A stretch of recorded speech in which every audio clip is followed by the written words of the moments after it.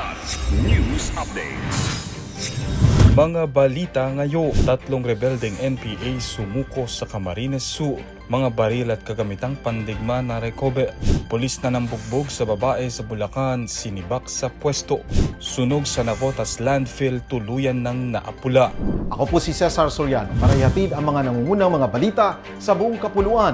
Ngayon, 3 hinihinalang miyembro ng Communist Terrorist Grupo CTG ang voluntaryong sumuko sa pinagsanib na operasyon ng pulisya at militar sa Barangay Salvacion, Ragay, Camarines Sur noong Mayo 8. Isinagawa ang operasyon sa ilalim ng Co-Plan Dreamfire sa pangunguna ng Camarines Sur Police Provincial Office at 81st Infantry Battalion ng Philippine Army. Sa isinagawang tactical debriefing, itinuro umano ng mga sumuko ang lokasyon ng isang taguan ng armas sa lugar. Dahil dito, nakarecover ang mga operatiba ng iba't ibang uri ng baril at kagamitang pandigma, kabilang ang M16 rifles, bahagi ng M60 machine gun, mga granada, improvised explosive device o IED, mga bala, communication devices at iba pang kagamitan. Dinala ang mga nakuhang armas at pampasabog sa headquarters ng 81st IB sa Ragay para sa dokumentasyon at pagsusuri. Ayon sa otoridad, malaking tulong ang operasyon sa pagpapahina sa armadong grupo at pagpapanatili ng seguridad sa lalawigan. Sinibak na sa pwesto ang pulis na sangkot sa viral CCTV footage ng pananakit sa kinakasama nitong babae sa Malolos, Bulacan. Ayon sa Malolos City Police Station, kasalukuyang naka-hold sa Station Holding Unit ang pulis na tauhan ng nasabing himpilan at may ranggong police corporal habang nagpapatuloy ang investigasyon sa insidente. Pansamantala ring kinumpiska ang kanyang service firearm at PNP ID upang maiwasan umano itong magamit sa anumang uri ng pananakot o pang-aabuso. Kamakailan lang nang in-upload ng babae ang video ng komprontasyon nila ng pulis na nauwi sa pananakot at panununtok sa tiyan, dahilan para mawalan ito ng malay.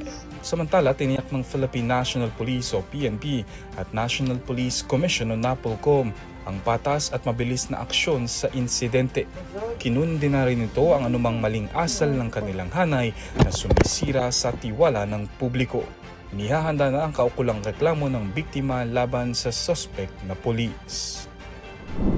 Tuluyan ng naapula ang malaking sunog sa sanitary landfill sa Navotas, eksaktong 1 buwan matapos itong unang sumiklab noong Abril 10, ayon kay Pangulong Ferdinand Marcos Jr. Sa isang statement, kinilala ng Pangulo ang tuloy-tuloy na operasyon ng mga bumbero, lokal na pamahalaan at iba't ibang ahensya ng gobyerno na nagtulong-tulong upang mapigilan ang paglala ng insidente.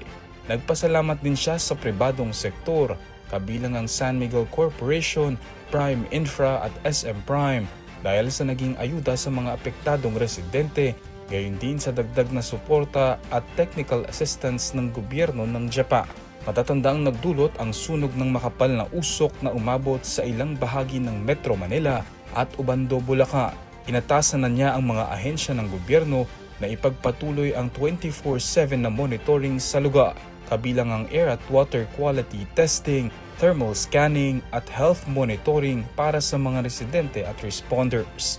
Samantala, pinag-aaralan pa ng Department of the Interior and Local Government at Department of Environment and Natural Resources ang posibleng pananagutan kaugnay ng insidente.